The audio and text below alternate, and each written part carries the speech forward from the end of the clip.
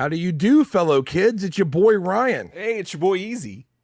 And you are listening to Turtle Soup, the internet and the world's only listener-supported podcast dedicated to the ongoing journey of the TMNT, all the way from that very beginning until I can quit these Warhammer 40k stories. Oh, no, you're gonna quit them? You can't. New book came out. I was like, maybe I'll give it a listen, and I'm back in, and I'm like, the Space Marines. Like, yeah, it's really bad. They brought back one of the loyalist Primarchs. No, not the Primarch. And it's getting real, and I'm right back in. It gets serious. Back into my stories, and then I just bought more Audible credits, and now I'm listening to Sisters of Battle books, and they're all like praying for dudes and shooting them, and I'm like, yeah, and then it's just like crazy. Yeah, it sounds like America. You never quit. You know what I mean? You never quit the 40k. Once you're into the lore, it's just in your guts. Another thing that's all up in them guts is we are all up in YouTube's guts. You know what I'm saying? We are live on YouTube. Be sure to subscribe if you're watching, or come out, check it out, hit the bell icon, get the notifications. Share the stream with peeps. You know what I'm saying? Let them know that we're live. That's always a great thing. It is. And it's amazing. So this episode is also amazing because it's brought to you and us by two of our wonderful patrons. And those patrons are Joe Pills and Mike Hatfield. So this one's for you fellas. I also want to give a shout out because it will be past, but my boy Odie is celebrating a birthday coming up tomorrow. Oh, so, happy birthday, if you hear this, Odie, I wanted to shout it out. You know what I'm saying? Birth, because he's a great guy, and he needs to get shouted out. So there you go. One thing we need to be shouting about is the reason that we're all gathered here today. You know what I'm saying? Which is this step on the journey we're taking. Eric, what's the story? The story, Ryan. We're back in 1997, like just forever ago, 30 years ago. Yeah. Yep. Be that whatever. And November 7th of 1997. I remember it fondly, Ryan, as I'm sure you do too. And on that day, come home from school or work, namaste, and you turn on the television, and all of a sudden you're graced with bum bum bum with fantastic, never panic, blah, blah. And then ninja, whatever they say. And then, then it goes Ninja Turtles, episode 9, Turtles Night Out. And that's what we're talking about today. So, and it's going to be wild. It's going to be a lot of fun. It is going to be something. It's going to be a good time. So, it is definitely something. It's something. Well, speaking of something, what have you been up to? I haven't talked to you in 10 years. I know. It's been 10 years. It's been 23 years. God, what have I been up to? I recently got over another awful cold. But in that time I didn't go shoot my bow and arrow none because I was sick. And so I went to the range yesterday. Yeah. And I didn't even make it through a full game. I was just like exhausted. I was like, man, I got to build all this back. You know what I'm saying? Build it back. My shoulder was hurting and everything. I was like, oh my God, like, supposed to shoot a 60-shot game is what I normally do, and then I have like 10 or so practice shots beforehand, so about 70 shots. I made it to 60 with the 10 practice shots, and I was like, I'm done. Like, I had 2 ends left in the game. I had 10 more shots, and I'm like, I can't. Yeah, like, I'm gonna hurt myself. So that was a thing. I didn't shoot so great, so I gotta get back on that. And that's honestly been about it. You know what I mean? Just trying to kind of make it through. I'm starting to finally feel better. I was like down with this thing for like a full week. Yeah, and it was awful. The sickness. Lost my sense of taste and smell. You were down, even though I didn't have COVID, which is weird. Yeah, but I mean, it can happen with colds sometimes. But I lost it for like 3 days, and it was terrible. That like it was horrible. Just like, it was just like I had no inspiration to eat. Yeah, like that's one of those things. Hunger. Right, but that's one of those things that you don't think about until it's gone. Like pay paradise, put up a parking lot. Like it's a big deal. Like a lot of your senses are gone, man. It's like 2 to 5, dude. Like it's crazy. Like and granted, I think that. Go ahead. I was just gonna say, like that's one of the only reprieves from being sick. Like when you're sick, you look forward to eating again. Finally. Like, and if you don't have taste, then what the hell, dude? You just like. I think it's definitely the two senses that most people would say if you have to lose 2, you lose those. Because the other ones are pretty important. But I gotta say that like it is like I'm sure some of you guys had COVID or had other colds where you like lost your sense of taste. It just takes it all out of you, man. You're just like, whatever. Like I eat for sustenance, you Yeah. know. Yeah. So there was that. So then during that time, I watched the new Black Mirror, Oh, okay. and Was that good? I would say there's 5 episodes. I would say 3 are really good. Mm. 1 is okay, and 1's like not so great to me. Yeah. But the ones that are really good are really, really good. Sounds like Turtle if Soup you're gonna reviews. if you're gonna watch one, if you're like a guy who's like, I don't know about this shit, but like whatever. For the new season, and the great thing about Black Mirror is obviously it's like an anthology. You don't necessarily need to see anything else. Yeah. The episode Beyond the Sea is the one Okay. you need to watch. Yeah. That is next level good stuff. Oh, It's got Josh Hartnett and Aaron Paul and Kate Mara, and they're all just interesting. Aaron Paul acts his ass off in that episode. Yeah. It is wild. Like it's really, really good. Oh, that's cool. And so that was really cool. So I watched those, and I didn't keep a track of how many episodes there were. Yeah. So it sucks because I got done with the 5th one, and I was like, I could probably do another one tonight. You know, Oh you know? no. No, And then that's it was the like, worst. I'm like, No. oh my god. I'm like, the thing is, you have to wait Yeah. a million years for more Black Mirror. Yeah. Like Black Mirror takes the longest amount of time to ever be made. It's damn near like Stranger Things. It just takes like 8 years to make 8 episodes. It's insane. Right. So you know that you have to wait. And especially considering they make all these normal mirrors, like why don't they just stop production on those normal mirrors and just make a few more black ones? Like it just disproportionate. I could say after last season, I could see why Charlie Brooker would take some time off. I think he had to recharge the batteries because last season was all right, but it wasn't great. You know what I mean? And this season's a lot more inspired. I really like it. But that's cool. That, and if you're going to watch a second one, I would watch Demon 79. That's the 5th episode, and it's really, really good. So I'm trying to get Father Preston to watch them so that we can talk about them like when we're at work. So I'm like, dude, don't talk about it. Oh yeah, that's the best time. But that won't dissuade me from trying to get you to watch it so we can talk about it. You know what I'm saying? So, of course, yeah. No, I haven't watched Black Mirror in a while, but hop in. You know what I'm saying? Dive in. I just want you to go ahead and dive in. That's been about it with me. How about you? Oh man, I've been going to as many shows as I can go to. My wife and I, we've just been, it's kind of fun because now everyone's like touring again. Like everyone's like back on it and trying to get out there. Yeah. And so thankfully we've had a few, I guess you'd call them local bands, but it's more just like they're regional. Like I guess they're from Florida, but Florida's its own weird thing anyway. And so we've been going to a lot of those shows and they've been great. And there's this band that's kind of from all over the state. But I think they're singers from Tampa. They're called Pool Kids, and they had a show this weekend. And our buddy Gabe, his lady had done some graphic design for like their flyer, and she had a shirt made with it on it. And I was like, oh, that's so cool. So we're like, all right, well, we like the band anyway, so we were gonna go and that's what Gabe was talking about in the chat for those who missed it earlier in the recording, but. Yeah, we went and they were fantastic, and it was just really good. They played at the New World Brewery, which is like bigger and better than the old New World Brewery, but still really like intimate. Like you're still close, and just it was really cool. Just a great set, great show, just fantastic. And but before then, my wife was like, "Hey, I want some what do they call it? Stone fire, coal fire? Is it coal fire pizza?" Yeah. Okay, yeah, so I think it was, or wood fire. I think it's wood fire. That's what it's called, wood fire pizza. And so we go, and there's this place in Tampa called Anthony's. So we go up there, and I noticed, because like I've been on this graphic design kick lately where I'm like, do I want to like get more into that? Because I've always loved it. Like, we'll talk all the time about like logos and different things like that. I'm just fascinated by it.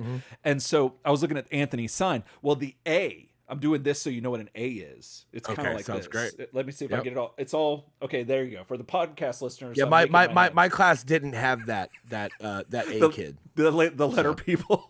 The letter, yeah. That was still kind of new to me. Oh, of course. But the A was in the shape. Well, it was like drawn as the oven, as the wood fire oven, and I'm like, that's brilliant. So I was totally all about Anthony's. I was like, Anthony's awesome. Like they got a great graphic designer to come in and just do that. So it tells you everything you need to know. It's fantastic. And we get the pizza. It's delicious. And then we go to make our way to the show on the other side of Tampa, and we pass another wood fire pizza. and they're not called Anthony's, but they have the Woodfire logo thing on there. I'm like, oh, I guess that's a thing. And I don't know, that just kind of opened my mind up to being like, man, I need to get into some graphic design. I need to be making logos. I need to be doing this stuff. I'm like, I just love it so much. But that's where my mind has been, is like, what should I, like, I'm at this age in my life where I'm like, okay, you know, I want to try some different things. Let me actually take a step in some areas where I've wanted to, but never have for whatever reason. And so that was one of them. And then the other one happened today at work. So I'm going to try to keep it vague because my work, but one of my coworkers almost passed out yesterday. And so one of the other ones that's there for security saw him and was like, hey, are you all right? We kind of caught him before it happened, like right before it happened. And he's like, yeah, I just probably need some water and stuff like that. So then today I'm sitting there, I'm like, hey man, you all right? He's like, yeah, I'm fine. And he sees me giggling to myself, and I'm like, he's like, yo, what, you all right over there? And I'm like, yeah, man, sorry. I'm just laughing about some stupid shit. Like, I'm just thinking about how, if you're about to pass out at work and somebody catches you and it's like, that works with you, but that's in a security position, and they're like, yo, what do you need? What can I get you? What's the extent of that? Like, where's the line drawn at that? And I was losing my shit laughing at that, because I'm like, what if you, like, you start off 7-Up? Man, I don't know, man. I just need 7-Up right now. And it's like, that specific drink. Yeah, that specific drink. And then it's like, where do you draw the line? It's like, man, I just need like 10 puppies right now. Just 10. Just 10 puppies. That's it. Not dogs, but puppies. Jesus and that shit just kept running in my brain. And I was like, no one is going to get this but Father Preston and I. But I said it out loud at my job, and everyone looked at me like I was stupid, except for the guy that I was talking to. And he kind of got it. And he even said, he's like, yo, have you ever considered like improv? Because it sounds like you love it and you would probably do really well with it. And I was like, I've been thinking about that actually. And man, doing some stand up. I think you'd be good at. You'd be good at it. See, well, I didn't even think about stand up until you just said it like that. But I was thinking more like an improv troupe, like a Whose Line Is It Anyway kind of thing, like where you go to the thing. That's what I was thinking. But you're right too. Like, improv stand up is something else. That's. Man, when you were going into that, I was thinking, like take the stage, like work up some bits. I think you could do that. I don't know. As you well know, I work better with a partner. Like I need somebody. I need somebody to tango with. You know what I'm saying? And so I've spent 10 years doing this shit with you. So like, you know, it's kind of weird. I mean, maybe we'll be like a duo. Yeah, I know. That's what I'm saying. I was like, I can't. But oh yeah, I'm like, I can't go up on the stage. I just don't think I have it. I just don't think I have it in me to be a musical comedian. Interesting. Like okay. I don't know why. I feel like that ship has sailed a little bit. I feel like there's people that do it better than me. Yeah. And for me, it's kind of like, get the guitars. You're like, okay. Do you know what I mean? I think it takes a lot to come up to like on stage with like instruments. Okay. And in a comedy situation and have people, I think you have a lot to overcome. Do you know what I mean? Not to mention, like, you got to be as good as Flight of the Conchords or Tenacious D. And I just don't feel like either one of those is a thing that you can, like, a hill you can climb. Interesting. Okay. See, I don't know. I have a different take on that, but I guess I just think that, like, even I don't know. I understand what you're saying though. Like, I get like, that's that makes total sense. But at the same time, I feel like, I don't know, man. Like, I don't know. I feel like we could probably do it, but I don't know. We could do it. I think we could. Yeah, but more for us. It would be more for, like, I'm not trying to make a career out of it. I'm just trying to have something to do that's just different and fun. But I don't know. The same thing could have been said about these podcasts. You know what I'm saying? Like, all these other white dudes out here making podcasts and talking about stuff, that's and we come out here and be like, here we go. But who's been talking about the TMNT for this many years? Who's been talking about the TMNT for all these years? We are the Tenacious D of TMNT podcast. That's fair. Like, there are people that are like, I want to start a TMNT podcast, and they should look at us and go, oh shit, you got to overcome that. And right. You got to be as dumb and you got to be as irregular, and you got to be as deep diving daddy as these guys. That's true. It's not about that right now. Right. Like, how do you start? You know what I mean? Yeah, because there are definitely people that do it way better than us, but we do it our own way. But we do this. You know what I'm saying? So I don't know. Stand-up comedy duo, but I know I feel like that doesn't really happen very often. Like, it doesn't. But you got what I mean? Where it's like you got Penn and Tell Her. They did stand-up magic. You got Penn and stand-up magic, man. I'll never get over Penn and Tell Her. Penn and Tell Her was so good, guys. We talked about this before, but go watch Every Time I Die. If you look it up, Every Time I Die, Penn and Tell Her. It's one of the funniest things I've ever It's a seen. long game, but it's so funny. We watched it after we had our Friendsgiving, after y'all left. Some people stayed, and Oh, nice. we watched it, and I was so nervous. I think I might have talked about this already, but still, I was so nervous that it wasn't gonna land, and I was gonna look stupid. But it landed so good, and it hit so well, and I was like, yes, it's still just so good. But R.I.P. every time I die. Yeah. So, but yeah, I'm considering that, like, and it's just interesting. So, Like, are you considering the improv troupe, or are you considering doing stand-up comedy? I don't know. I've kind of like wrestled with both of them because I can see benefits to both, but Yeah, the improv can get pretty cheesy. Like my problem with that, normally I'm a very like collaborative person too, right? But I think like being part of like an improv troupe would be kind of rough because you are relying on all those other people to like make your stuff land and to set you up and stuff like that. And like you could have some like cheesy people in that thing and be like, dude, like I'm not laughing at this. Like, so why, you know what I mean? This isn't my style. But that's part of the fun for me, I think, because I like to see if I can get things out of a tailspin. Like, I like to see if I can I save this? Can I make this work? And there's something about that that's very intriguing and exciting to me, in a sense that I mean, you've been working on me for decades now. Oh, you know what I'm saying? dang. Like, well, I mean, I'll team up with this guy. I don't know if I can make it work. I don't know if I can make it work. You know what I mean? Like I'm dealing with with Crash Pad over here, and I'm trying to like Launchpad. Launchpad, that's right. I'm dealing with Launchpad. I'm trying to. I mean, that's what his name should. I mean, but yeah, I don't know. And then because we've had friends that have talked about doing stand up, and it's a thing. Like it's a thing. It's a dirty game. Though, it man. is. You've got to like grind, dude. And that's the thing. You got to grind. You got to get in that. I don't even grind pepper. To like. Yeah, man, you gotta like get your time up, and you gotta pay those dues and all that stuff, man. And there's like a bunch of other people trying to run that same plan, like everywhere. And but that's my excuse for everything. So why would I stop? I understand. I think you ought to. If it was me, I think you would do really well solo stand up. Oh man, you ought to get your five minutes or whatever in 10 minutes, and you should try to work it out, and you should go up to an open mic night. You should try to do it. But see, what's so funny is that like if that sounds like it sounds like a probability, but also an impossibility to me. But you give me a guitar, and I can go up there and do it, and it's no problem. It's nothing. It's second nature. It's just not an issue. Not even as a comedy thing, but just as like, oh, these are serious songs, like I normally do, like serious songs with a slight bit of humor to them, and that I can totally do all day. That's not a problem. But getting up there like just naked, just up there, it's just eam. Well, I mean, like part of it. I mean, so first of all, I think that you react. I think you react to that kind of awkwardness in a funny way to start with. So I think like, if you're up there and you're awkward, it's going to be funny because you just like want to freestyling off of how awkward you are. Right. So I think that you kind of can't lose. That's and if true. anything, I think being up on the stage would make you do that kind of stuff. Yeah. So I think that like, and I think another thing too is like own it. Right. Yeah. Like everybody up there is as nervous as you are. Right. That's true. Like most of them are. Yeah. And I think, if you had to ask me where I felt more at home, if I had to go up on the stage by myself and do like 5 minutes of comedy, right? Versus go up into, like say like a serious like actors like studio and try to do like a 5-minute scene like that, the emotions and the acting.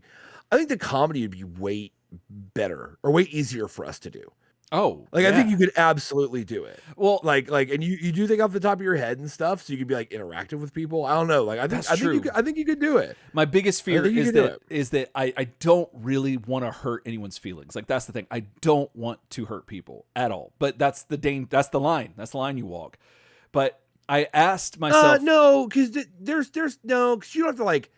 You don't have to be an insult comic, right? No. When you interact with people. But a lot of times people you can relate. You can be like observational and relate with people. Yeah. So like for example, and that's what a lot of observational comedy is you come up with something that you're like, oh, ever notice this? And then everyone laughs and you get their opinion on it. And then you're like, whoa, wait a minute. Has that happened to you before? Right. They talk to you and then you know what I mean? And then you start like kind of making fun of the thing that they're talking about. And then you know what I mean? Like you it's a shared comedic experience, not necessarily being like a, all right, fat dude, what's your deal? Exactly. You know what I mean? Like Yeah. kind of Yeah. insult My comic. brain Like, just defaults to like that. I'm gonna say that on stage, but I asked myself, like, I was having panic attacks a while back, and I was like trying to figure out what I want to do, like trying to just find yourself, not to get too serious, but it's like, what are the two things that mean the most to me? And I'm like, the things that mean the most to me is like, I want to make people think, and I want to make people laugh. Like, those are the two things that mean the most to me, and that's what we're here for tonight, is to make you think and to make you laugh. And so, I mean, I saw a whole bit somebody did on Instagram that was literally like, he was going over the history of the Cobb salad, and he was like, he was like, it would have been amazing, because he was like, the Cobb salad was invented in 1935, and it was invented by this guy who had like dental work, and he couldn't chew solid food, so he made this salad that would give him enough nutrition. Well, this guy was a prospector back in whatever. He goes through this whole thing about how like him and his father made these vaudeville theaters, and they went up for all the miners, because they couldn't find any gold, so they did this to entertain the miners, and then they built them all down the West Coast. And they built, their last name was like Grumman. I can't remember how you pronounce it, but like the Chinese theater in LA where like all the stars are, Groymans, whatever it's called. Yeah, like they opened that, where he goes on this long thing. He goes, and that all started in 1935. So when the guy finally had some money, he got his teeth fixed, you see, and that's why he couldn't eat he couldn't eat solid food, because he got his teeth fixed. He made all his money off these vaudeville shows, and he goes on, and then he goes, you know what happened 3 years before that? 1932. Diane Feinstein was born. Why the hell is she making decisions for people? And he goes, it winds up being this protracted thing about how old the senator is. And why the hell is she like deciding like what happens in today's world? Yeah, because she predates the Cobb salad. Right. Yeah, like stuff like that. And that's fantastic. That just goes to show you can kind of approach like hilarious shit from a different angle too, right? You can be like, you're going to make a political joke, right? But you open it with this long story about how old the Cobb salad is. Yeah. That's the kind of humor I can see you getting into as well, where you're kind of like, all right, so I was thinking about this. Right. And it's like really disconnected. Yeah. And then it comes back as but boom. Yeah. You tie that's how you and I both think. Oh, absolutely. You and I both think that like, wow, that senator predates the Cobb salad. Yeah. Like that's how we think anyway. So Yeah. I don't know. Like, we need people in the Senate that don't predate or that predate. Well, no, don't predate. Larry the Cable Guy dinners, frozen dinners. Exactly. Like that ought to be the terms of service. Term limits was probably the funniest thing we've ever ran. The funniest bits we've ever run that we did not record and we did not remember much of. I cried crying so hard. Doing the Larry the Cable Guy TV dinners, dude. Like that was like, oh my God. Yeah. See, so it's there. It's there. So but whether you want to do that or improv troupe, whatever you want to do, see. I'm excited for you. I support you all. I'm moving and shaking. We'll see what's going on. But speaking of moving and shaking, what we got? Oh, moving and shaking. You ready to get this content in? This content? What I'm saying? Oh yeah, I'm definitely ready for this. Let me see. I wanted to check in with chat really fast. I don't have the ability to do that. I don't think there's anything else except for just more music talk from the chat. We talked a lot about you guys. If you're an audio listener, you're listening to this later on YouTube, and you don't have the pregame show. You know what I'm saying? You gotta show up like 30 minutes early. You know what I'm saying? When I post and I say Turtle Soup's at 8:00, what that kind of means is that 8:00 is when we start the landing page. You know what I'm saying? 15 minutes, you'll listen to some music, chill out, talking to people, and then. So 8:00 is when the pregame show is supposed to start. Gotta be there for the pregame because you get to chat with everybody. You know what I'm saying? It's all good. I'm gonna plug our pregame show. Yeah, we had a great conversation about music that was awesome. Everybody was involved. It was great. It's like an interactive no homework zone, which is our Patreon exclusive episodes. Yes, so if you're absolutely. If you like those, if you're into that, then you get to be on a 30-minute version of it, and we'll read what crazy stuff you say. We'll read almost everything that's crazy said stuff to it in the chat. Absolutely, verbatim. So yeah. Yes. So yeah. All right, you ready? I am. All right. Ninja Turtles: The Next Mutation. No teenage, no mutant. We're past this. We've been over this. This is 9. We've done 8 episodes. We're on the 9th. You should understand that by now. Yeah. Like if you don't understand that it's Ninja Turtles, we're moving past the Teenage Mutant. I can't help you. You know what I'm saying? I don't know what to do for you. That's just what it is. This is the 9th episode, and it is entitled Turtles Night Out. Turtles Night Out. Now, yes. Oh, goodness. Here it goes. Next, Ninja Turtles. Now, these episodes open just so abruptly. They do. It's the weirdest way that they open up, like, almost like, we're too cool for an intro. Too cool You know for what an I mean? intro. Like, yeah, just it's right, like, it's like boom, boom, just right into it. Oh, yeah. Here's the New York Police Department station with the Batman and Robin June 20th movie promo from New York. Right there. Just, I saw that. I was like, that's a bunch of nostalgia. Oh, yeah. Batman and Robin just like being just promoted right there. Right there. New York City. And honestly, a police department that looks a hell of a lot like a donut shop. It does. Just gonna say that. It I does. mean, if you guys didn't stop taking over donut shops and making it the police department, then you guys probably wouldn't have that whole trope about you anyway. Exactly. You know what I mean? Mm-hmm. So we open up this episode with Mikey in the Turtle Hummer, who never heard anything about this previously, but now he is running a pirate radio station. Yeah. From the Hummer, very, a la Pump Up the Volume, you know what I'm saying, style. I totally forgot about that. The content's a little bit more holistic, a little more wholesome than Happy Harry Hardon was putting on, in that movie. Yeah. But yeah, he's just running this like pirate radio station, dude. I love this. And he's like taking calls, bro. Your boy's taking calls. Got a headset. So he's got the headset. He basically he has like a burner phone. He like scrambles the numbers, like tonight's numbers, whatever, like all this stuff. And people just call it that zoom in. Okay. He's just calling just something about the Brit. I was like, oh my God. Sorry. So he's rolling around, and that's kind of how this starts out. Just apropos of nothing. He takes a call from basically the human version of him, which I appreciate. That's just like, hey man, like I'm in this world, bro, and like it's just not cool, but everyone says I should be cool. Yeah. And he's like, Mikey's just giving out this like quasi philosophical advice. Yeah, like, I love it. Just like at one point he was like, hey man, are you ready to be a leader? Like talking to the human version of him. He's like, yeah, is the glass half full or half empty? The guy's like, bro, totally half empty. He's like, well then you're already on your way. I'm like, what's that mean? What does that mean? Like, that's some dark shit. Then this girl calls and she's like, what's up? I'm Ginny, and my best friend's older boyfriend wants us to do drugs all the time. Yeah. And he's like, I was not expecting this. Yeah. And I was like, oh, here comes the anti-drug. And he's like, well, I guess I could do drugs, but then I'd be a jerk and I'd be like dumb. And so I'm not. Yeah. And she's like, yeah, I guess so. And he's like, honey, you're going to rule this city. Yeah. And it's this weird shit. So he's like, he's talking to these people. You're like, what is going on? He's taking these calls, right? None of them as, motivating as the calls from Pump Up the Volume. But it's there. You know what I mean? Like it's going there. Touching on drugs that early was nuts. I was not expecting that. Well, I think if you have to ask me, given that later on we have a rave, spoiler alert, there's a rave. There's a rave. Part of me says that like part of the asks for was in the beginning of the episode, you have to make it very clear that's a good point. Michelangelo is not about doing drugs. Yeah. And this is a rave, but not really trying to get into rave culture. Yeah. And this ain't no drug rave, basically. I think that sounds like an ask. It does. It does. To me, I get given that. what happens later. So Mikey does everything live, even rolling up and getting some pizza. You know what I'm saying? He's live on the air as he rolls in. Now, this is a turtle who does his radio show. It could be anybody. You know what I'm saying? Much like Pump Up the Volume. Like, you don't know it's that nerd. You don't know know what I'm saying? You think he's cool as hell. You know what I mean? Mm-hmm. I mean, Christian Slater's never a nerd. And that's the one thing about Pump Up the Volume I don't get is like even like in public, he's like badass looking. I don't understand. Yeah. Like, you know what I mean? Like he looks like a badass. Right. Mikey. So I don't understand. It's like Christian Slater. And meanwhile, Mikey looks like he has been doing the drugs despite what he said on the radio.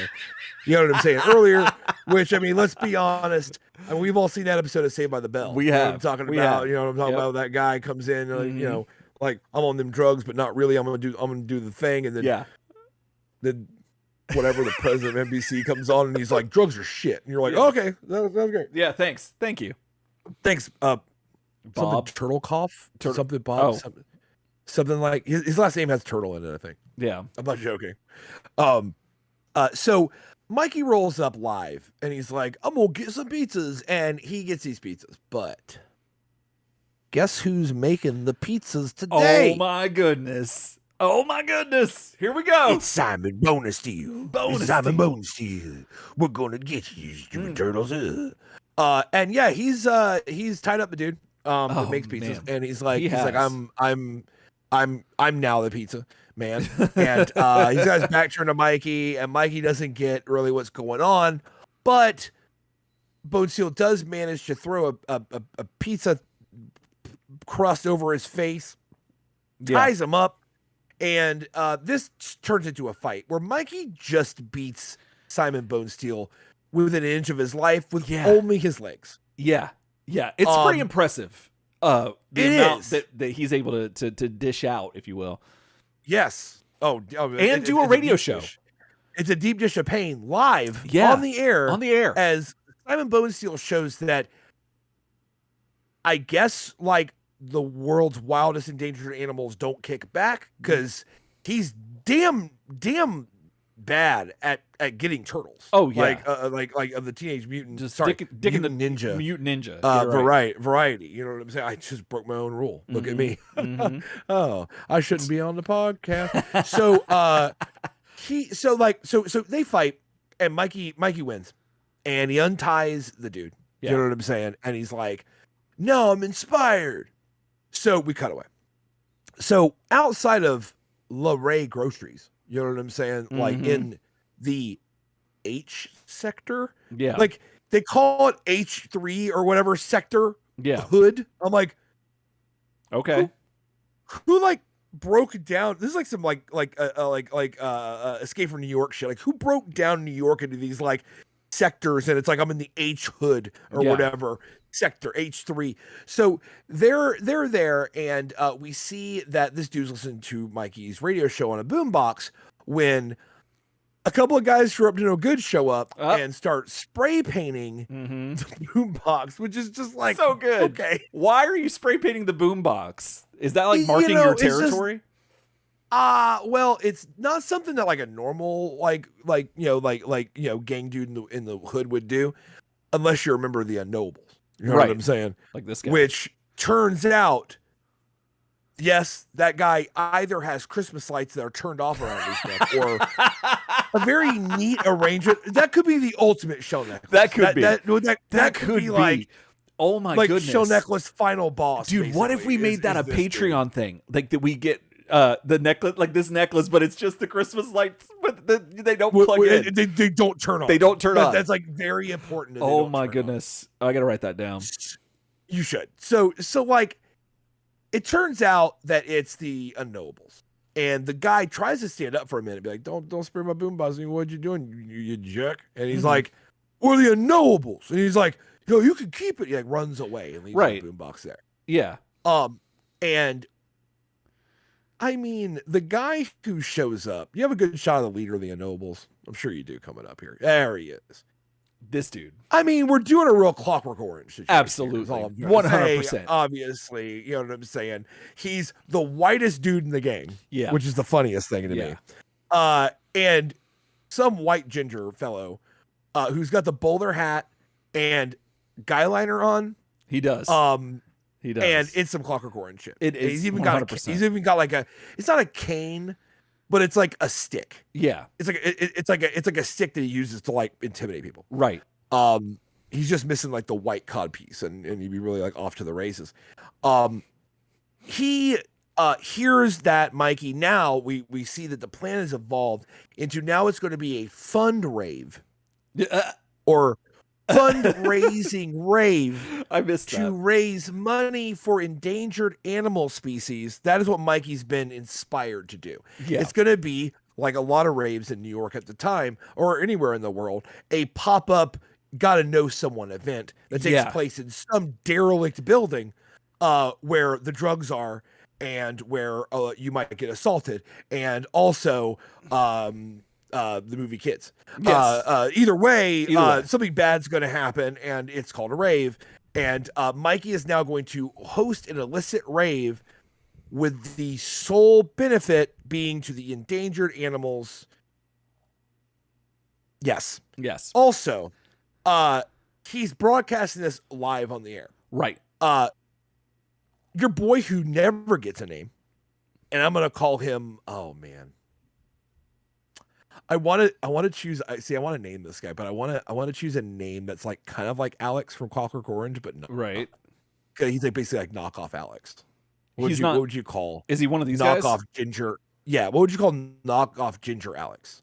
I don't. The leader of the gang is basically like Alex from Clockwork Orange. So I'm trying to think of. Oh, he has a name. He has a name. His name is Heavy Duke. Is Heavy Duke? His name is Heavy Duke. Yes. Now you will not be that. surprised. You know, I watched this episode twice. Yeah. Not today. I watched it twice yesterday. Twice yesterday. Okay, yeah. I did not hear Heavy Duke. Heavy Damn. Duke. I was hoping he didn't have a name because I was going to name him like Fake Ass Alex. Oh, no. Big Ass Alex. Or No. something like that. Heavy Duke, which is a kind of a cool name. I kind of like that name. Heavy Duke is kind of a cool name. Like, but he doesn't look heavy at all. A lot of like name would be like Heavy O'Reilly or something. Oh but, my anyway. God. Jesus. I mean the guy should be called like Heavy O'Doyle Rules over here because he looks like that fucking guy. Oh my anyway, God. So Heavy Duke. Heavy Duke. Yeah. Hears about the fundraising and he breaks the boombox with his thing that's not Alex's cane from Clockwork Orange. Yeah. And basically says nobody raises money in the H3 hood unless the unknowables get a cut. And you're like, okay, sounds good. So he breaks the boombox that they could have just stolen, and then he's like, regulators mount up, basically. Right. So later on in the sewer, your boy Splinter out of nowhere just tells Donnie to tune into Mikey's radio show. Yeah, which I thought was super cute. I thought that was super It neat. is. And then I like the exchange because Donnie's you hate Mikey's show. Yeah. And he's like, I hate the show, but I don't hate Mikey. But I don't hate Mikey. Turn it on. That blessed my heart so much, Ryan. It blessed me. That's how every parent feels about their kids' music. Oh, yeah. My parents tell me all the time that they hate our show. They hate our podcast. Yeah, they hate the podcast, but they don't hate you. So you know what I'm saying? Well, depending on what day it is. I know, right? I forgot. I meant to send this to you, but so I noticed that my dad's truck didn't have the Else Time sticker. And so I gave it to him, and he sent me a text like 3 days later that he put it on the truck, and because he has the soup magnet that's on there. And, hell yeah, yeah. And so now he's got the Else Time sticker on there, so that blessed my heart. But this was touching, and I agree. I love the Donnie. Like, I gotta admit, I know Donnie gets a lot of time in this, but he's one of the best in this series so far. Donnie just shines. He shines. He's great. He does shine. It's kind of cool because so they tune in. So yeah, sure, I'll tune in. Yeah, and they overhear Mikey's plan, and the plan, once again, just to lay it out for y'all, is it's going to be a animal themed masquerade rave. So you dress up like your favorite animal, which conveniently lets the turtles be themselves, and it's gonna be a rave, and it's gonna be great. Venus has some like weird things because number one, she's like, "What's a rave?" Right. And they're like, "Oh, honey, you got a lot to learn." Oh yeah. Because apparently they go to raves all the time. You go learn just today. Like talking about it. Oh yeah. Yeah. And she's like, "Well, I don't know about interacting with the human race that much because I love that. Aren't we like not?" And the trolls are like, "What'd you say anyway?" And like they don't give it anymore. Like they don't make her feel better. They don't Splinter doesn't chime in like, "Oh, Venus, you must overcome your deepest fears." Right. None of that. But it's just like, she's like, "I don't know if I want to be around humans." And they're like, "Rave time." And that's like all it turns into. One of the ways that they could have convinced her about it to get her, sell her on it a little bit more is to be like, all your chi and all that stuff, all the energy stuff. Imagine that, but not having to practice it. You just take a pill. And that like fast tracks you right there. But the other thing is, imagine throwing up on someone's Doc Marten boots and then making out with them 5 minutes later. Exactly. Perfect. That's a rave. I've never experienced that. They're like, "Oh well." But see, there's she's a lot that much more. Right. And she's acting like she's never experienced humans close face to face before. But her adopted father is a human who sits in front of arguably a black mirror. And definitely a possessed mirror. Yeah. Of some kind. Yeah. And he just Yeah, Yeah, but that's one. yeah, That'd be Chung like, Yi. Yeah, you know what I mean? Your boy Chungy. That would be like I don't know, like kids who are scared to go to like a new school. Like they that's fair. they have their parents and their like siblings. Like it's not like I've never met a human. It's more But that's like what she's acting like. all Though. these humans are She's- crazy. Yeah, she's just acting like she's. I don't know, and it could just be that she doesn't. In this context, it could just be that, and so I don't know. But it's a little weird. Also, she's a woman going to a rave, Yeah, I've never been that. and she's like probably going to be a lot of people on me. And guess what? Spoiler alert. Yeah. Yeah, seriously. So Mikey finds the perfect place. It's an abandoned China storage warehouse or something. Yeah. And doesn't worry about that the sign says for sale, inquire within, thinking that there could be someone in there. Like, yeah. Yes, would you Doesn't matter. like to buy the building? He's like this. So he broadcasts the time and location of the rave. Mm-hmm. He's finally figured it out.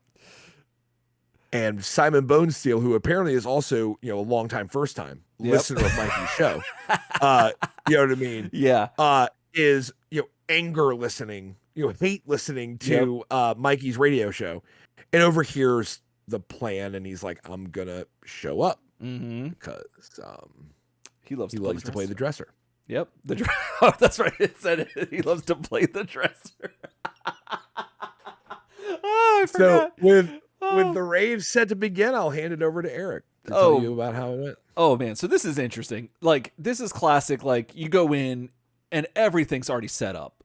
Like they show up early, but everything's already done.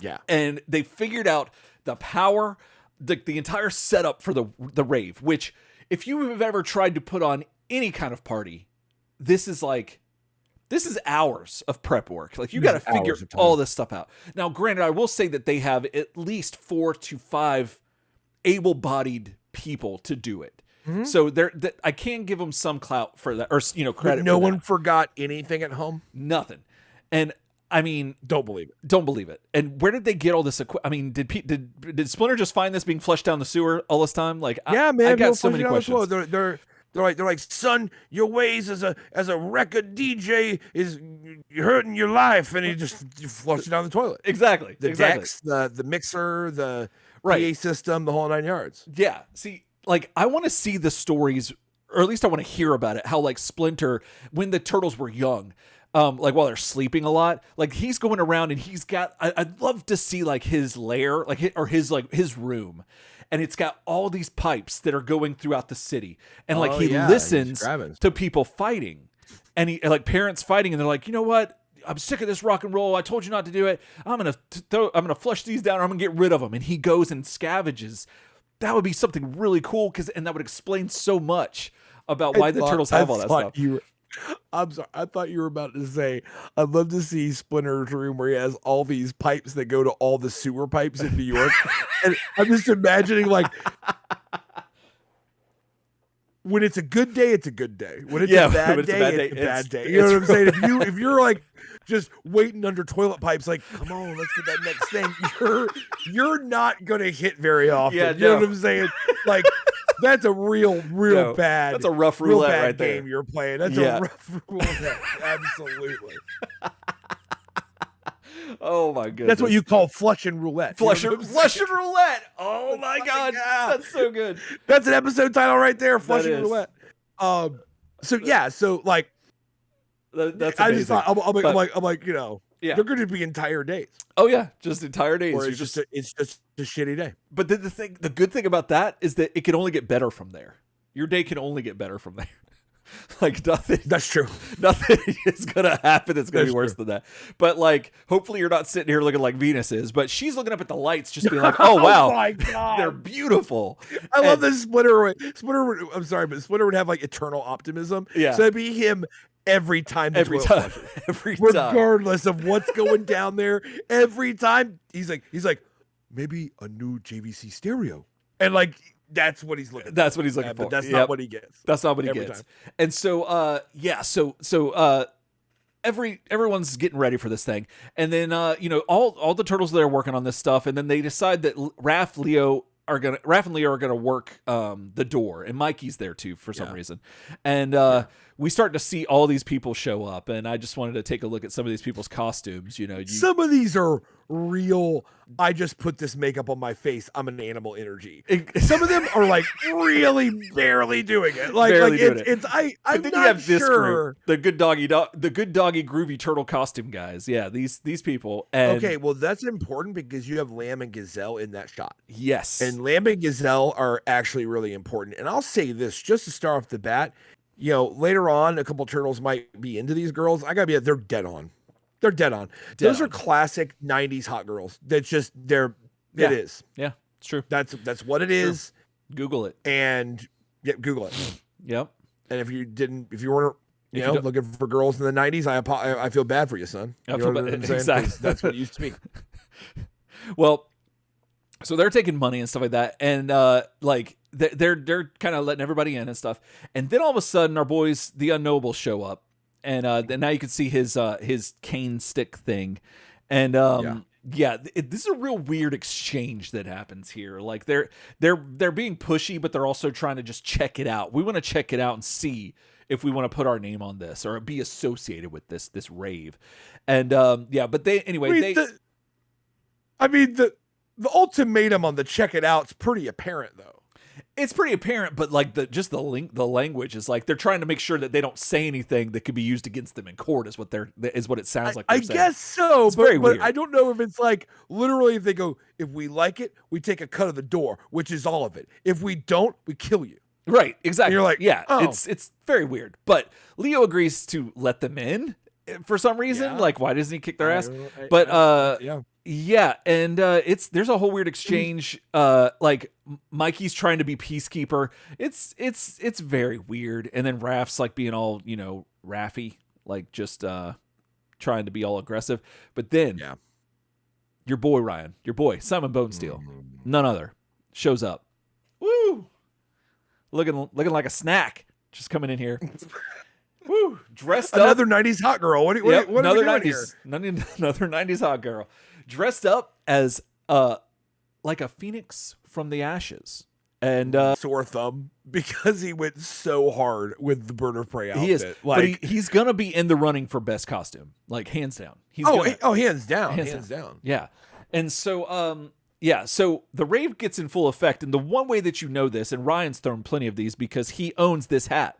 Michelangelo has the hat that's the rave coordinator, and Ryan has one of those, but absolutely, he doesn't put it on the show. But in my time, I coordinated several, and that hat has always meant a lot to me. It's integral. It was given to me by a guy only known as R, who was made of drugs. It was made of drugs. You actually can't buy those hats. They have to be gifted to you. Like, I woke up with it on, and I was told I was the rave coordinator. Right, and I proceeded to take that duty seriously, and coordinated raves all through the 90s. And then, any picture you see of Ryan from the 90s, if you go back on Facebook, you'll see the word music in brackets when he's wearing that hat. Like that's just how it is, just like this. And them's the rules.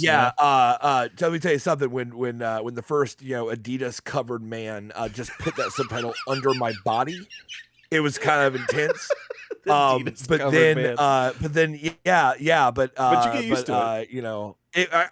It can still be there. If I put the hat on, it shows up. It shows up, and then music. Just music. So rave is in full effect as you can see here, and your boys Leo and Don, Ryan, your boys Leo and Don are loving this. They are walking erect since the day that the rave met. You know what I'm saying? Like they are just like so happy, and I kind of love it. Because these are essentially kids that haven't had a lot of social experience except for fighting other people. And so to have them be in like a joyful, jovial place that's like just like oh my God, no. Is it the bucket hat? Oh, that's so good. That's excellent. I'm set. You're set. You're ready. I'm You're I'm ready. I'm rave compatible. Wait a minute. So this is reversible? Yeah. I think the other side would be better. Oh dang! It looks obnoxiously beautiful. Yeah, it's a Devil Rays bucket hat they gave away at a game. That's amazing. And I was like, oh, hold on a minute. I love that it's also Rays. So I key with my Rays hat theme. Oh, of course. Oh, that's way better. That's way. Oh no, that is 100% rave coordinator right there. Yep. I apologize for not having donned this earlier. Yeah. Yeah. Oh my goodness, but that's so good. Oh, it's so good. In this. Oh, I love it. I wish that we had the technological advancements to put music under there. You can, I can edit it, but like you can see it. I can see it, but the rest of y'all can't because he's. Well, yeah, because we had to cut it off. Yeah, it's below the frame, yeah. But it's definitely there. It's definitely there. You can take our word for it. Turtle Soup. That's what we told you because that's what they told us. But the turtles are telling us right now. Actually, they're asking us, Ryan. I think it is. Let me make sure. Let me check my notes because they're both feeling these two girls out. But they want to know if they should ask the lamb to dance. And I got to be honest with you. Coming from a very Christian background and also working in some of that stuff still, hearing anyone talk about the lamb is very weird outside of church because I'm like, you talking about Jesus, the Son of God, the lamb? The light, I mean, all those things. You're gonna ask him to dance because you're supposed to save room for him to dance with you, with your partner. Like there's room for Jesus in that. And so, then your boy Raph busts in like, "Yo, what's up? Jesus wept," and you're like, "Oh yeah," and he's like, "Oh," and so yeah, I don't know, but this is super cute and wholesome, and I love it that they're just like very just excited to be talking, and I love that they don't care. That they're, especially now, and we might be digging, we're the deep diving daddies for a reason. We're deep diving. The fact that they don't care that these are human women. Now, I could understand this being the only context for women that they've had until Venus, but now that they know that Venus exists and she is not their sister and they are not biological brothers, that I'm very surprised that there's not more fighting about her and that they have this they're attracted to human women, which is interesting. I enjoy the fact that they've kind of moved on from that. I think that they kind of know, like, look, this is like a landmine, right? Like nobody can go near this. This is too much. Yeah. But yeah, put into a situation. But I tell you, they got some hungry eyes. They definitely do. Oh man, I mean, you know what I'm saying? It's kind of rough over here. And they're not the only ones.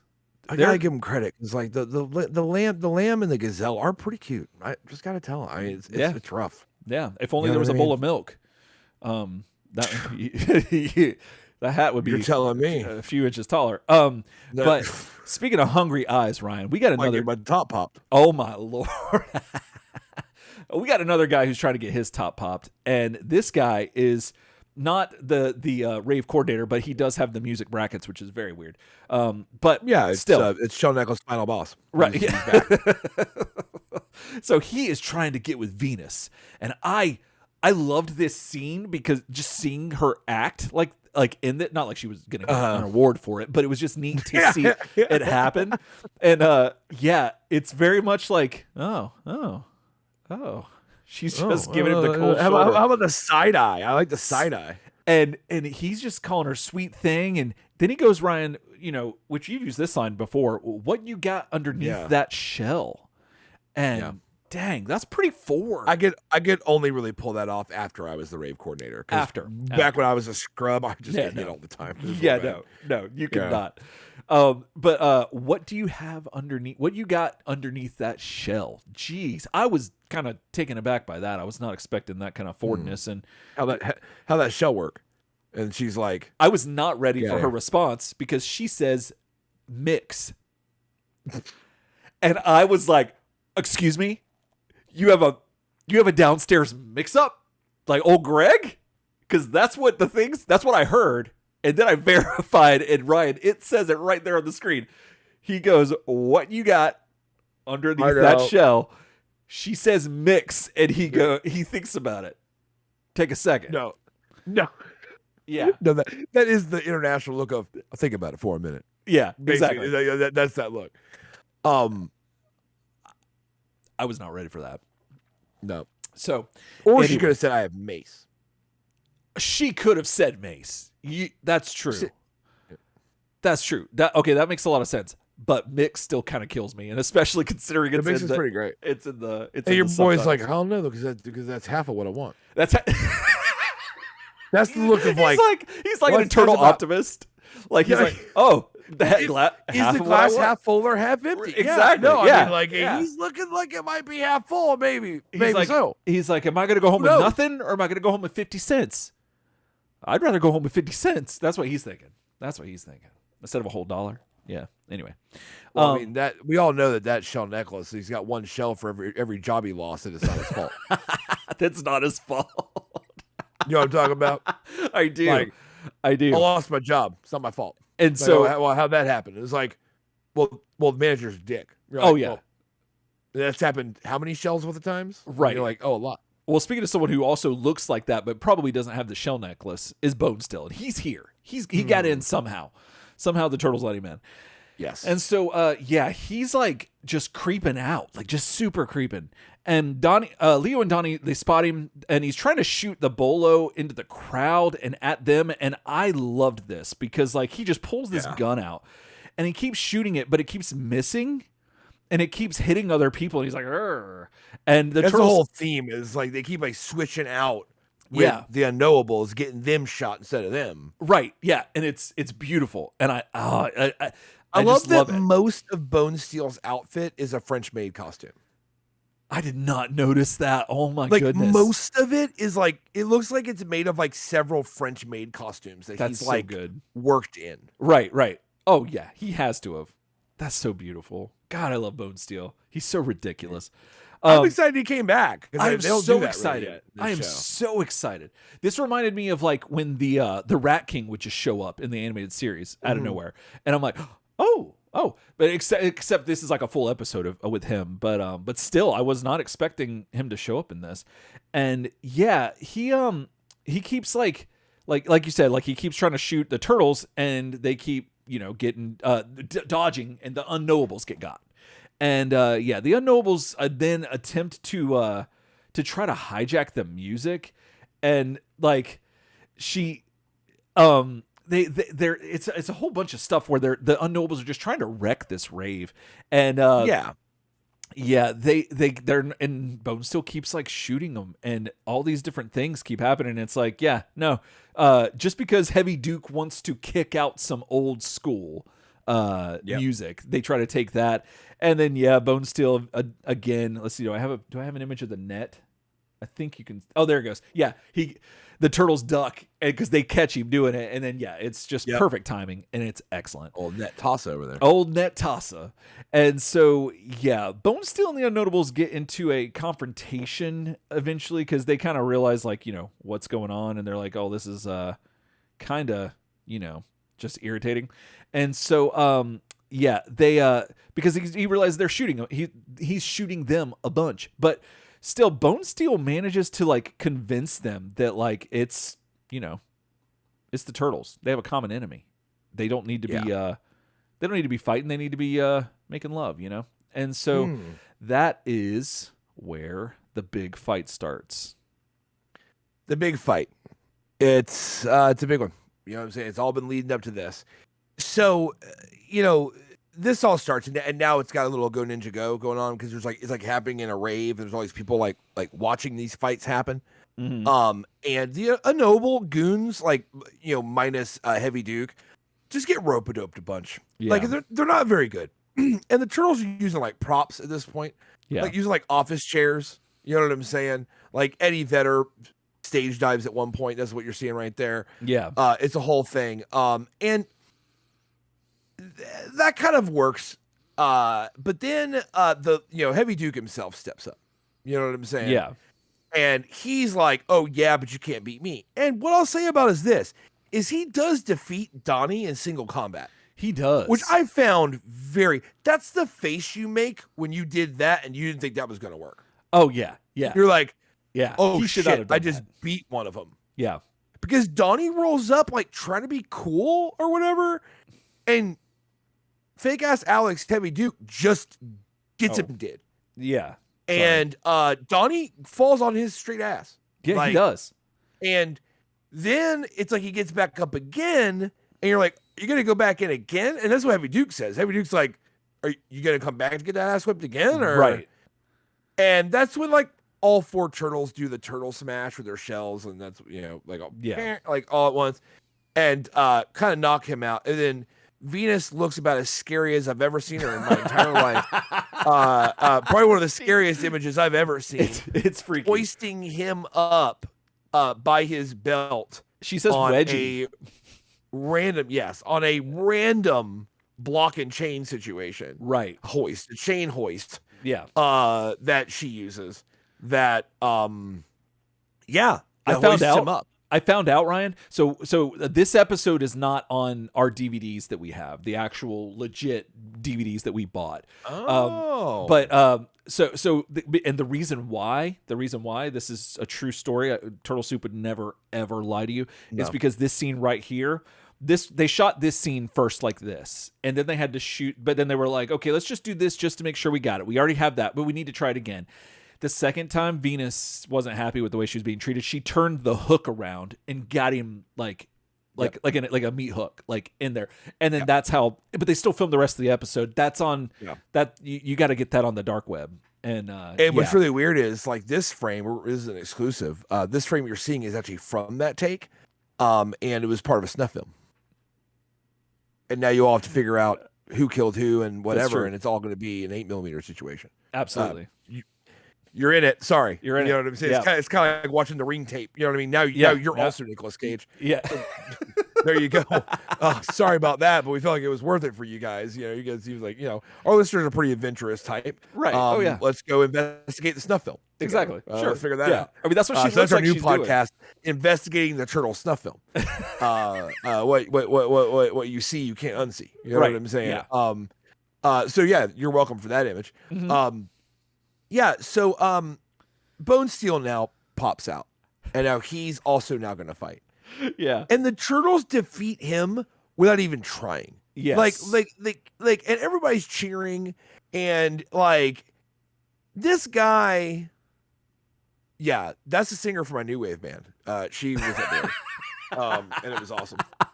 Shout out. So they defeat him in a very forgettable way, and they hoist him up in one of his own nets. Oh yeah, right?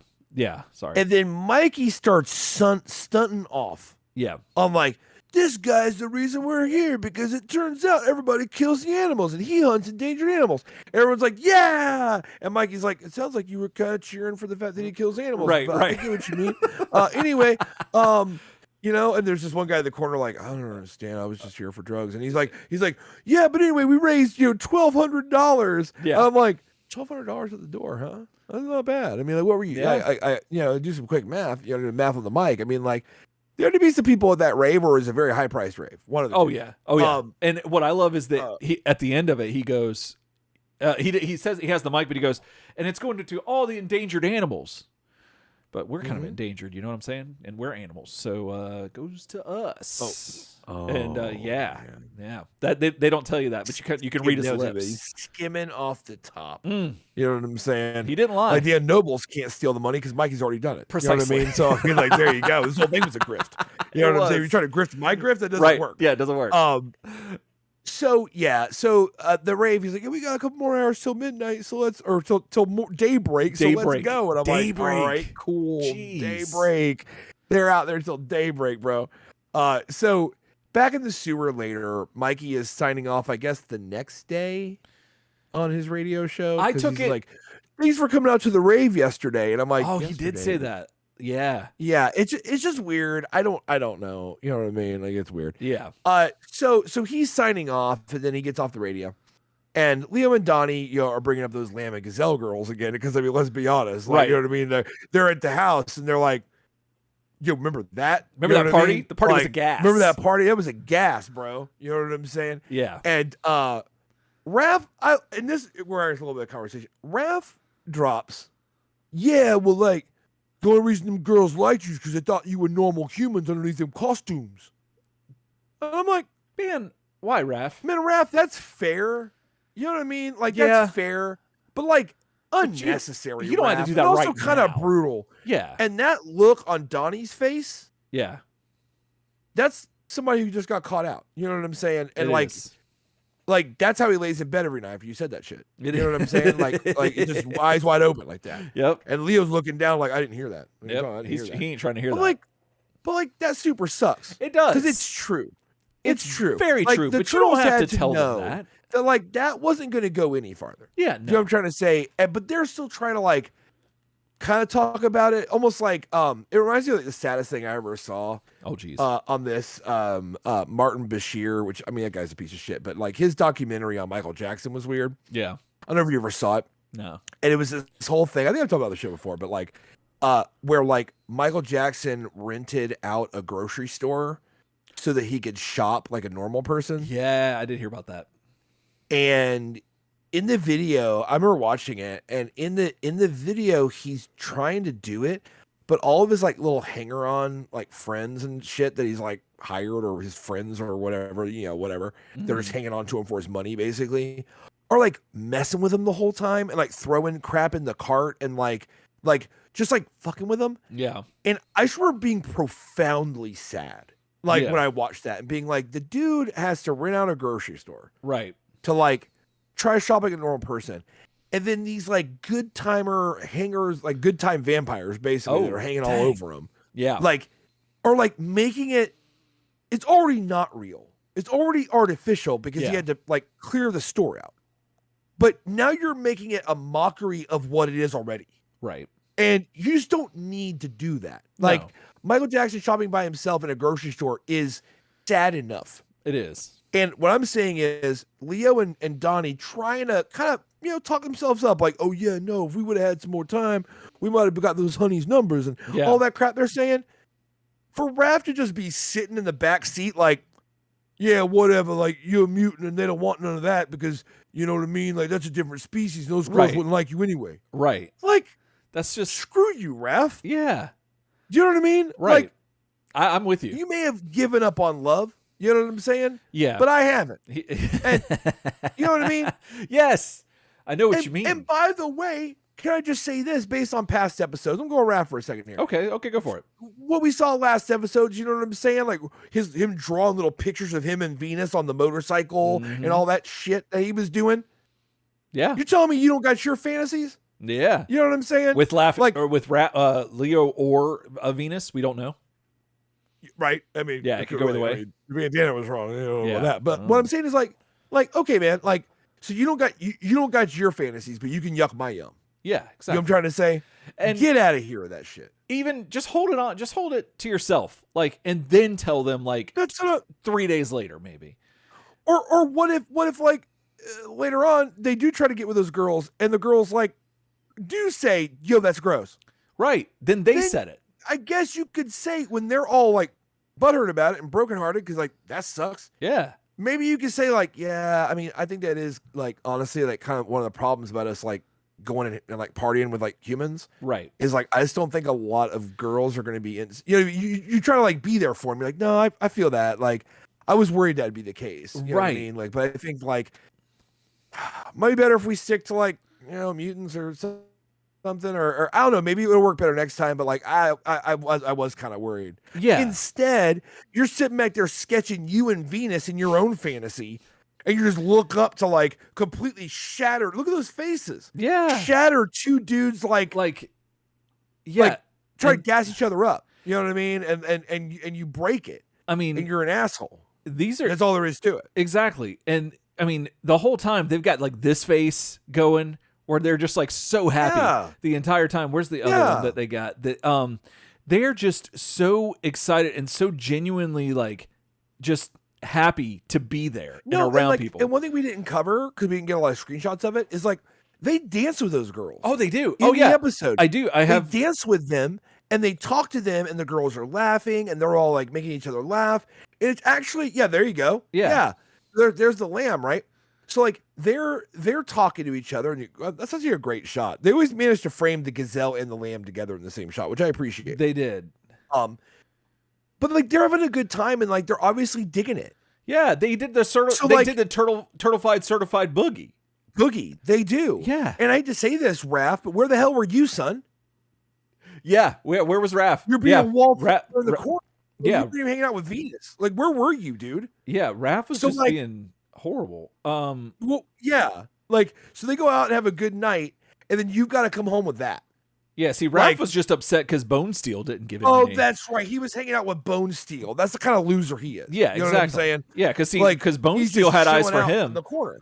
We didn't mention Yeah. this. Bone Steel had some binoculars, and Well, talk about graphic design. oh yeah, Those I mean, that's some AI shit. That That does is- it itself. threat level 1, and so Got yeah. level 1. Radiation. What is Which I'm it? like, radiation. What does it say? Like- Oh, it says like- oversized catch turtle, Raphael. That's what. Yeah, it well, says. the turtle's like the turtle logo. Yeah, But yeah. I mean, I guess he got those assets. And then it says radiation. I'm like, Oh. from where? yeah, that's like- And you're not concerned? yeah, exactly. Yeah, no, Like, are he's they? iodine pills? Jeez, I mean, I know that the lamb and the gazelle probably thought that the turtles were hot. right? But But are they like hot? hot, Like radioactive hot? like this guy? Yeah. Boom. You know what I'm saying? Boom. But yeah, no, I totally yeah, but I don't know. I that hit me bad when he Absolutely. said that. I like paused the episode and I made a note. I was like, "Shut your mouth! yeah, Like, just shut your mouth for every reason. Shut your mouth." yeah, yeah, and I'm right there with you. Yeah, no, and the thing is that like, if they did try to get with those girls, let's just say that like, you don't know that those girls' dads or mom or parents were like anti-turtle and they're in their rebellious stage and they're wanting to, take a ride on the wild side and be like, oh, You don't know oh yeah, that. Dad, you don't know that, Raphael. You don't know that. And what You if also it's don't know about what if it's like, just a about- one night stand? If it's just a What one night stand, about if it's still, dark and you're like, "I'm gonna keep the turtle suit on." yeah. And they ask them to, hey, keep the turtle suit on, and it's like, oh, okay. Oh, that's a great You question, know? Eric. That's a great question. What is that? So if you were a turtle, I'm gonna conclude the episode. So then, Oh. so Mikey basically says like, "Oh yeah, well next time I could throw an all reptile themed rave," and everyone like says boo and throws crap at him because Okay. they obviously didn't have a good time.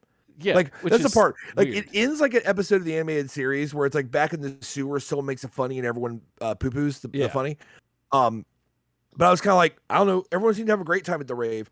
You guys ran security on the entire rave. You undid the unknowables. right. You put And Bone Bone Steel in Steel. his place. Yeah. You raised $1,200, and that was with a few hours till daylight again. You know Yeah. what I'm saying? So I mean, you may have raised more.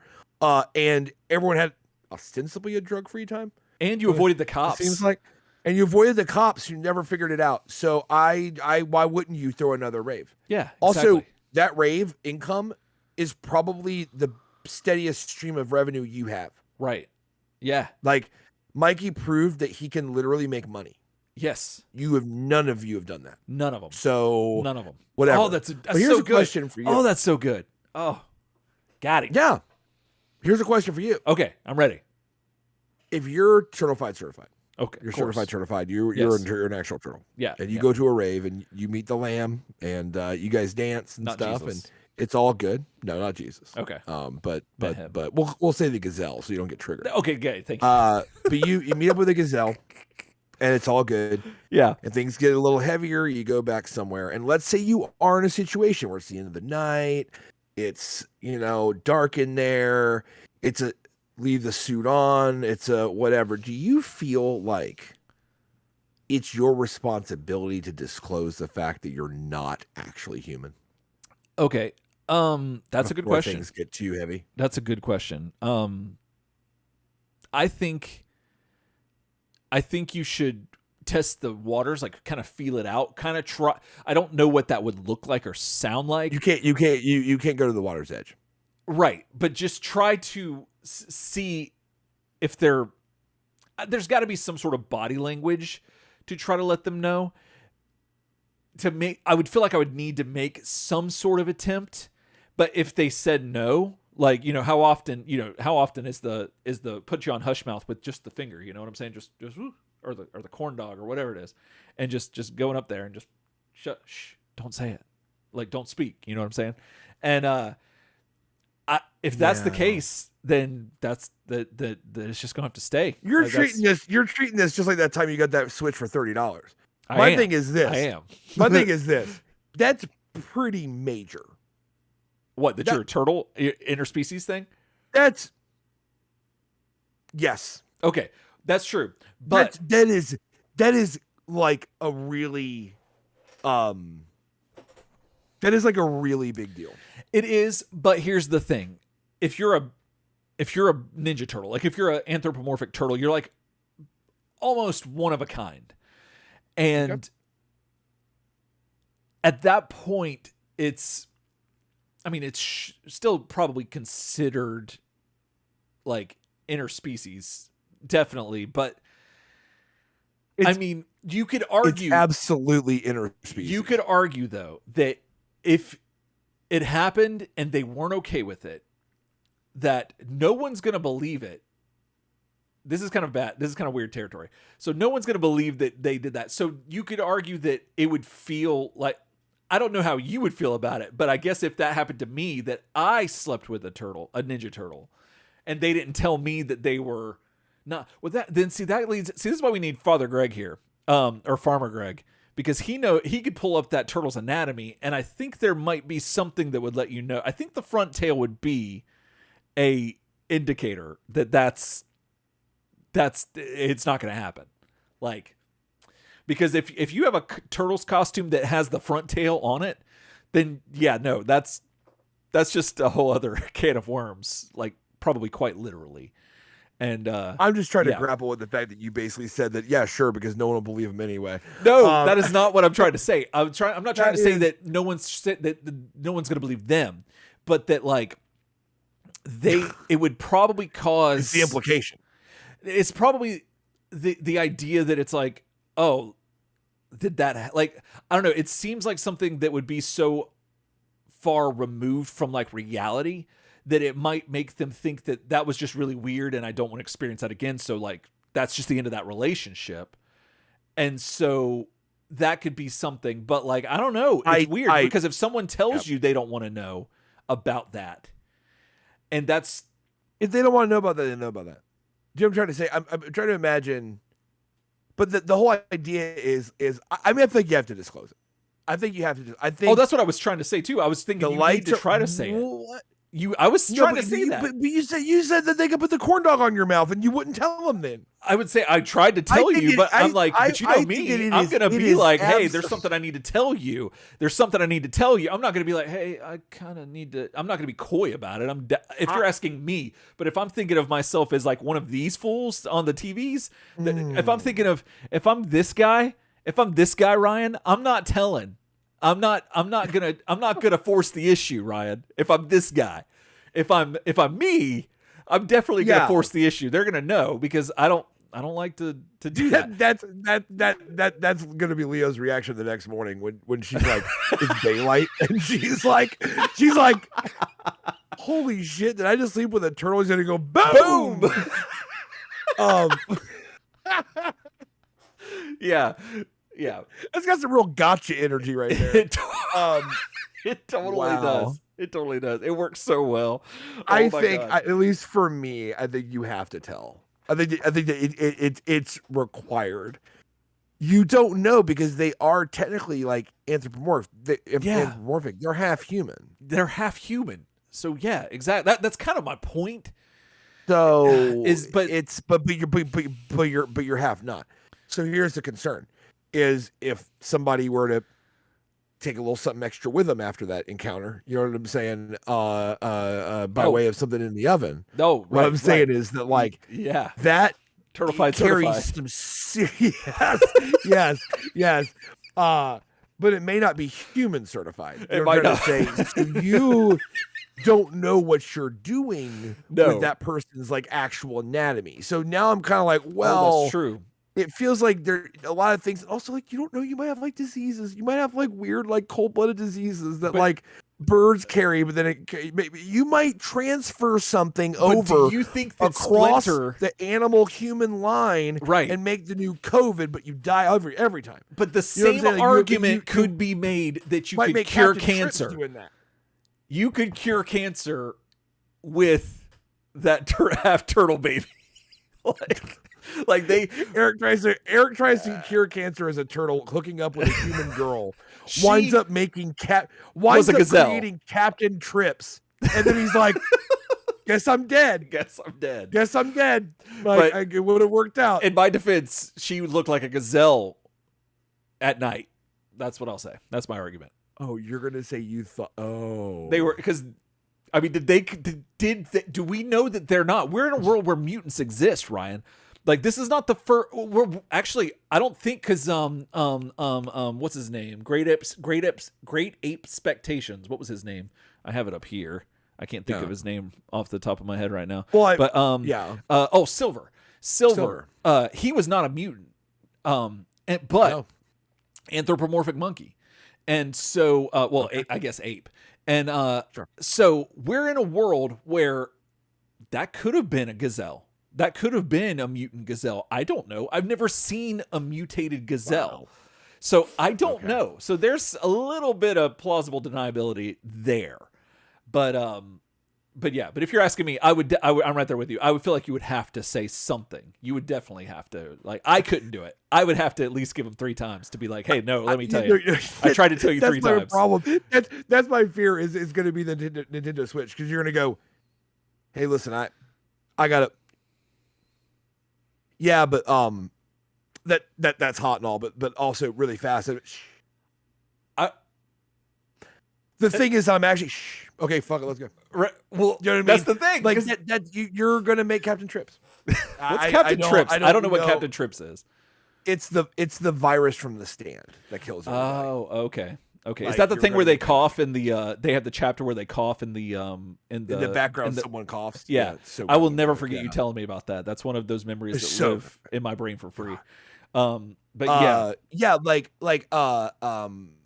anyway, I think you gotta tell him. I think you gotta tell him. I think there's a lot, because I'm just trying to imagine, like, that's a major violation. It is. But I guess if you try to tell him 3 times, and you wind up having Captain Trips baby for free, you know what I'm saying, for $30. There you go. And then for $30. So what did you think of this episode? I guess we ought to wrap it up here. I enjoyed the hell out of it. I thought it was great. We got 2 new villains. Well, 1 new villain and then a reoccurring villain. 1 new villain and a return. Yeah. I loved it. I thought it was fantastic. I love the pirate radio stuff. Thought that was brilliant. That was actually really cool. Yeah. And just really neat. A lot of questions, like was there nobody else at the pizza place when when Michelangelo went in there? Like, who's not seeing him drive around? But then again, you just assume, again, New York, who knows? But yeah, right. Loved the rave. To quote Silver, the city's getting stranger all the time. Yeah. but the absolute joy the turtles have on their faces, like, throughout this party, just really got me in a weird way. Like, I was really feeling it, and I enjoyed the hell out of it. And I thought all the Bone Steel stuff, yes, it's slapsticky and rope-a-dope, but I thought it worked. I kind of knew what I was in for, and I just kind of enjoyed it. Yeah. And I really liked it a lot. But I agree with you with your Raphael thing, that it's just like, yeah, he was the sour point in this, but what yeah, the thing at the end, I was kind of like, look, man, yeah, it's funny. The first time I watched it, I was kind of like, man, this episode, like nothing kind of happens. Like, it's kind of just like they hold a rave. But it's so strange, because the second time I watched it, I was like, well, isn't it kind of cool that, like, nothing supernatural had to happen, right? Yeah. Like, nothing. And those are the kind of episodes, like, I know those are the kind of issues of, like, the Turtles comics that we like the best. Yeah. Was, like, when it's just, like, real world stuff. Like, it's already fantastic enough that the Teenage Mutant Ninja Turtles are interacting with, like, our world. Yes. That's already weird. Yeah. Like, so they can just have a weird time interacting with things in our world, and it's just as weird. It doesn't have to be, like, weird guy fights weird guy. Yeah. You know what I mean? And while Bone Steel is definitely a weird guy, you know what I'm saying?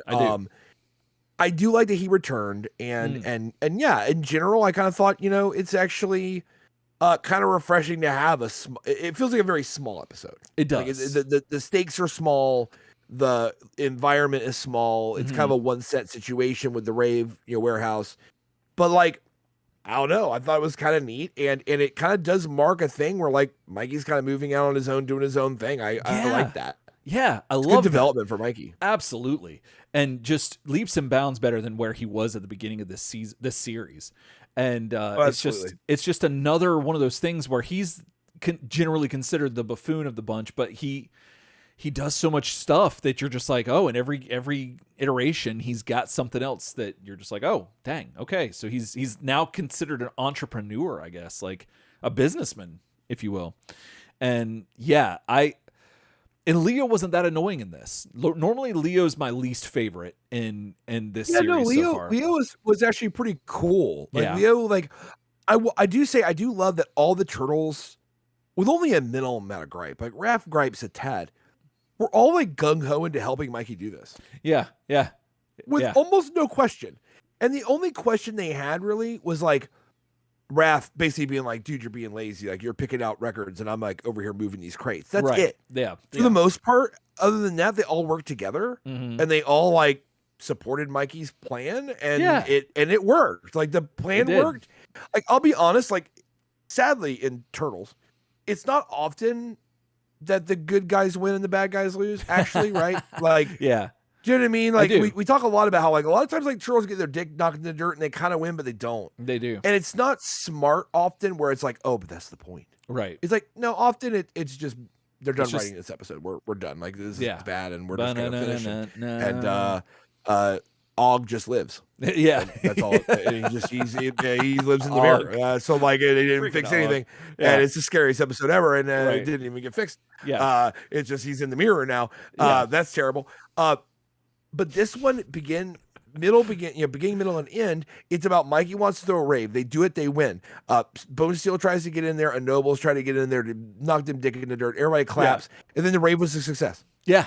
End. And I'm like, that's actually fulfilling to me. Like, even if you just went home with successful rave, I mean, I think that was one for the books. mean, even if you went home with a person that you didn't want to tell them that you were from a different species and try to tell them 3 times, but she hushed you each time. And then put you on hush mouth. And then later on you justify it by saying that what people are going to believe you slept with a turtle? I didn't mean it like that at all, but every word you said sounded like that. I did not. I was trying to. No, that is that's a viable justification, I guess. Is that like if it ever comes out, no one's gonna be like, "Yeah, lady." I think I meant it more from like a perspective where it's gonna be like that. It's so unbelievable that it might not even register. Like I'm assuming that nothing's happening. Like there's nothing in the oven. There's nothing else. But it's just so unbelievable that it's like, oh, okay. And even if you did tell them, like, are they going to believe you anyway? Like they're gonna be like, ha ha ha. And if they keep trying, like you're like, no, I'm a Ninja Turtle. Like I'm a real turtle. Like, wait a okay. minute. I get it now. I get it. Well, there's ways you can prove that you are. Like where's the zipper? I just want to say that I don't give up on Leo and Donnie's. I don't either. I don't either. There's canon. I mean, it happens later, but there's canon for a human and a turtle like possibly working out. Yeah. So I'm just gonna say that like, why not? Why not? Unless it's Captain Trips, and you might have to look into that. But I tell you what, you've got Donnie who's equipped to do those studies. You do. He's equipped. Wouldn't that be the most awkward thing in the world? Like, so Leo like winds up getting the lamb's number. You know what I'm saying? So Leo's like, but Leo, Leo's like he's not Boom. You know what I'm saying? He's not that guy yet. Like the only Boom he's getting right now is like, Boom, I got that number, right? Right. So then Leo's like, all right, well, like I gotta think about this. Maybe he talks to like Mikey about it or Splinter, and he's like, yeah, and of course they're gonna say like my son, you must tell her that you're not genetically the same as her. And he's like, I know. But hey, I'm just trying to take it slow. So the whole thing is like, Leo's like, hey, let's go out for some pizza. And like, he tries to like introduce it a little bit. And then she's finally like, yeah, no, like you're one of the Teenage Mutant Ninja Turtles. And he's like, well, technically Ninja Turtles. Like, yeah, sure, whatever. But like, you're a real, like, she's like, I'm good with it. Yeah. And he's like, wow, Boom. That now he can say Boom. So they go back to the lair. Yeah, he does that. He goes, you won. Let's go back to the house. Now, of course, like maybe it takes a little longer. He's got to get her into the sewer, and she's got to get used to. That's another thing. And then she comes into the house, and Splinter's just looking up into a pipe, like yay. And you don't want to see any of that. And they pull the curtain, and then they go over. and then you're trying to get with it, and like you're about to get with it, and all of a sudden there's a little knock at the ding ding ding at your little porthole, and it's Donnie, and Donnie goes, "Hey guys, hey, I'm sorry. There's actual like disease and like genetic ramifications to what's about to happen. Right. And I suggest that instead of just going foolhardy, we do some tests. Yeah. So the whole thing is this girl's with it, Leo's with it, Splinter approves, and it's all fine. But you gotta wait for Donnie to do all these tests. Yeah. Yeah. That'd be a real killer. That would be a Good real time. killer. The That'd be other real. thing you got to think of is if like these people, if the lamb and the gazelle live at home, Leo's got to call their house and ask if they're home. Because it's the 90s. It's the 90s. Yes, he's got to call and talk to their parents. He's got to be like, hey, is Sarah there? Yeah. It's like, yeah, who's calling? Because it's in New York, so Right, it's right. going to sound like that. Oh, of course. And and he's like, yo, it's Leo from the rave. Whoops. You know what Whoops.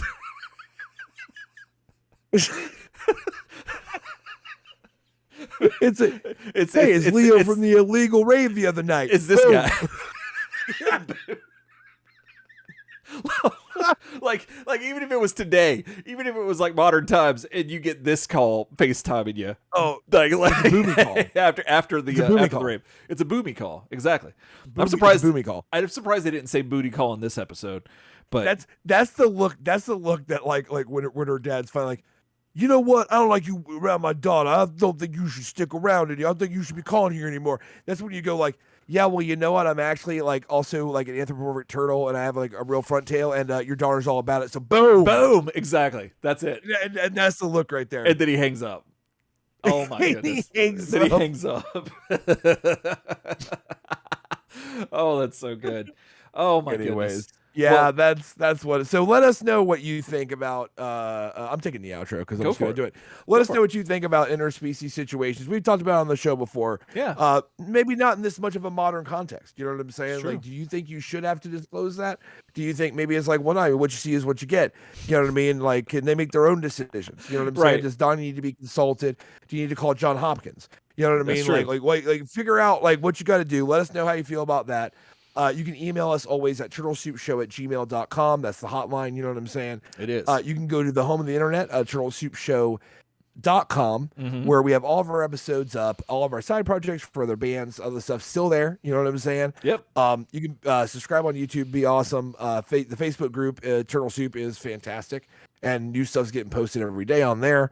As always, we're on Instagram as Turtle Soup Show, the underscores. And we are on Patreon. You know what I'm saying? This episode is brought to you by two of our awesome patrons. You can also be a patron for as little as $1. You know what I'm saying? Get your name right on the show, or you can go on up. You know what I mean? Eric literally doesn't go to raves. He doesn't. Eric doesn't go to raves. I don't go to raves games.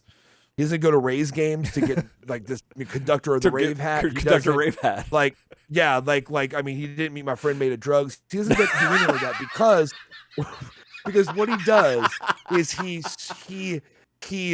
slaves over the hot oven, making all the Patreon rewards and making sure everyone's taken care of. I did. And so like, some people, don't get sex, drugs, and rock and roll. They know don't. What I mean? And they're the ones that take care of you, the Patreon people. But if you're a patron, if you've been patron in the past, thank you so much. Because without you, the show absolutely would have said clang at some point. Oh yeah.